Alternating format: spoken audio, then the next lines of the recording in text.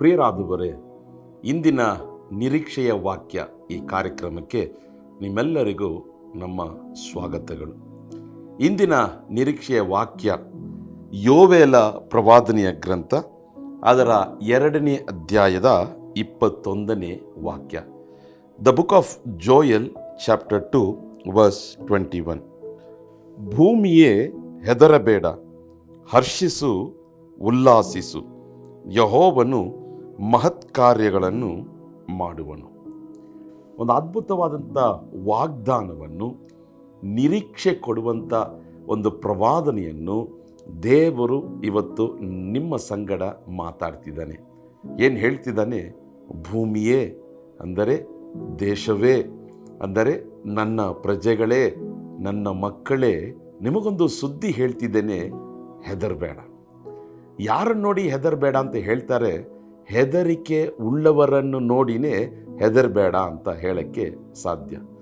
ಈಗ ನೋಡ್ರಿ, ಒಬ್ಬರಲ್ಲಿ ಹೆದರಿಕೆನೇ ಇಲ್ಲ, ಭಯನೇ ಇಲ್ಲ, ಅವನನ್ನು ಹೋಗಿ ಹೆದರಬೇಡ ಅಂದರೆ ಅದಕ್ಕೂ ಅವನಿಗೂ ಸಂಬಂಧನೇ ಇಲ್ಲ. ಮತ್ತು ಯಾವುದೋ ಒಂದು ಹೆದರಿಕೆ ನಿಮ್ಮಲ್ಲಿ ಕಾಣಲ್ಪಡ್ತಿದೆ. ಕುಟುಂಬದ ವಿಷಯವಾಗಿರಬಹುದು, ನಿನ್ನ ಕೆಲಸದಲ್ಲಿ ಯಾವುದೋ ಒಂದು ಸಮಸ್ಯೆ ಇರಬಹುದು, ಅಥವಾ ಹಣಕಾಸಿನ ಒಂದು ಸಮಸ್ಯೆ ಇರ್ಬೋದು, ಬಲಹೀನತೆಯ ಹೋರಾಟಗಳಿರ್ಬೋದು, ಭವಿಷ್ಯತ್ ಕಾಲದ ಬಗ್ಗೆ ಒಂದು ಭಯಂಕರವಾದಂಥ ಒಂದು ಕಾಟ ನಿನ್ನಲ್ಲಿ ಕಾಡಿಸ್ತಾ ಇರಬಹುದು. ಕರ್ತನು ಹೇಳ್ತಿದ್ದಾನೆ, ಯಾವ ವಿಷಯಕ್ಕಾಗಿ ನೀನು ಹೆದರ್ತಿದೆಯೋ ಆ ವಿಷಯಕ್ಕಾಗಿ ನೀನು ಹೆದರಬೇಡ. ಆಮೇಲೆ ಇವತ್ತೊಂದು ತೀರ್ಮಾನ ಮಾಡು, ನಾನು ಹೆದರುವುದಿಲ್ಲ. ಕಾರಣ ದೇವರೇ ಹೇಳ್ತಿದ್ದಾನೆ. ಯೋಚನೆ ಮಾಡಿ ನೋಡ್ರಿ, ಒಂದು ಡಾಕ್ಟ್ರ್ ನಿಮ್ಮನ್ನು ನೋಡಿ ಪರೀಕ್ಷೆ ಮಾಡಿಬಿಟ್ಟು, ಏನು ಭಯಪಡಬೇಡಪ್ಪ, ಇದು ಏನು ವ್ಯಾಧಿ ಇಲ್ಲ, ಈ 2 ಮಾತ್ರೆ ನುಂಗು ಸರಿಯಾಗತ್ತಂದರೆ ಒಂದು ಧೈರ್ಯ ಬರುತ್ತಲ್ವ? ಮನುಷ್ಯನಾಗಿರುವಂಥ ಒಬ್ಬ ವೈದ್ಯನು ಹೇಳುವಂಥ ಮಾತನ್ನು ಕೇಳಿ ನಾವು ಹೆದರಿಕೆಯನ್ನು ಬಿಡುವುದಾದರೆ, ಜೀವವುಳ್ಳ ದೇವರು ಹೇಳ್ತಿದ್ದಾನೆ, ಭಯಪಡಬೇಡ, ಹೆದರಬೇಡ. ಸರಿ ಯೇಸುವೆ, ಹೆದರಬೇಡ ಅಂತ ಹೇಳ್ತಿದ್ಯಾ, ನಾವು ಏನು ಮಾಡಲಿ? ದೇವ್ರು ಹೇಳ್ತಿದ್ದಾನೆ, ಹರ್ಷಿಸು, ಉಲ್ಲಾಸಿಸು.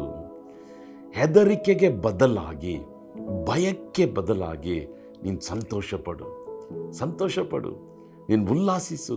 ಲೋಕದಲ್ಲಿ ಉಲ್ಲಾಸಿಸೋದಾ? ಲೋಕದಲ್ಲಿ ಹರ್ಷ ಪಡೋದಾ? ಇಲ್ಲ, ಕರ್ತನಲ್ಲಿ ಉಲ್ಲಾಸಿಸು, ಕರ್ತನಲ್ಲಿ ನೀನು ಹರ್ಷಿಸು.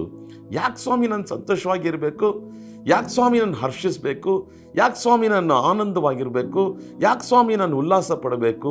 ಕರ್ತನ ವಾಗ್ದಾನ ಹೇಳ್ತದೆ, ಯೆಹೋವನು ನಿಮಗೆ ಮಹತ್ ಕಾರ್ಯಗಳನ್ನು ಮಾಡುತ್ತಾನೆ. ಆಮೇಲೆ ಯೆಹೋವನು ನಿಮಗೆ ಮಹತ್ ಕಾರ್ಯಗಳನ್ನು ಮಾಡುವನು. ಪ್ರಿಯರಾದವರೇ, ದೇವರು ನಮಗೆ ಮಹತ್ ಕಾರ್ಯಗಳನ್ನು ಮಾಡುವನು ಎಂಬುದಾಗಿ ವಾಗ್ದಾನ ಕೊಡುವುದರಿಂದ ನಾವು ಭಯಪಡೋದು ಬೇಡ, ಉಲ್ಲಾಸಿಸೋಣ, ಹರ್ಷಿಸೋಣ. ಕರ್ತನ ವಾಗ್ದಾನವನ್ನು ಇಟ್ಕೊಂಡು ನಂಬೋಣ. ನಿಶ್ಚಯವಾಗಿ ಈ ದಿನ ನಿಮ್ಮ ಜೀವಿತದಲ್ಲಿ ಯೆಹೋವನು ಮಹತ್ ಕಾರ್ಯಗಳನ್ನು ಮಾಡಲಿ ಎಂಬುದಾಗಿ ನಾವು ಆಶೀರ್ವದಿಸ್ತೇವೆ, ಹಾರೈಸ್ತೇವೆ. ಪ್ರಾರ್ಥಿಸೋಣ. ನಮ್ಮನ್ನು ಪ್ರೀತಿಸುವಂಥ ಪರಲೋಕದ ತಂದೆಯೇ, ಈ ನಿನ್ನ ವಾಗ್ದಾನಕ್ಕಾಗಿ ಸ್ತೋತ್ರ ಸ್ವಾಮಿ. ಈ ಕಾರ್ಯಕ್ರಮವನ್ನು ನೋಡುವಂಥ ಪ್ರತಿಯೊಬ್ಬರ ಜೀವಿತದಲ್ಲಿ ಇದೇ ದಿನ ನಿನ್ನ ಮಹತ್ ಕಾರ್ಯಗಳನ್ನು ಮಾಡಿ ಎಂಬುದಾಗಿ ನಾವು ಪ್ರಾರ್ಥಿಸ್ತೇವೆ ಸ್ವಾಮಿ. ಅವರ ಹೃದಯದಲ್ಲಿರುವಂಥ ಭಯಗಳನ್ನು ಹೋಗಲಾಡಿಸು, ಸಂತೋಷದಿಂದ, ನಿನ್ನ ಹರ್ಷದಿಂದ, ನಿನ್ನ ಉಲ್ಲಾಸದಿಂದ ತುಂಬಿಸು ಸ್ವಾಮಿ.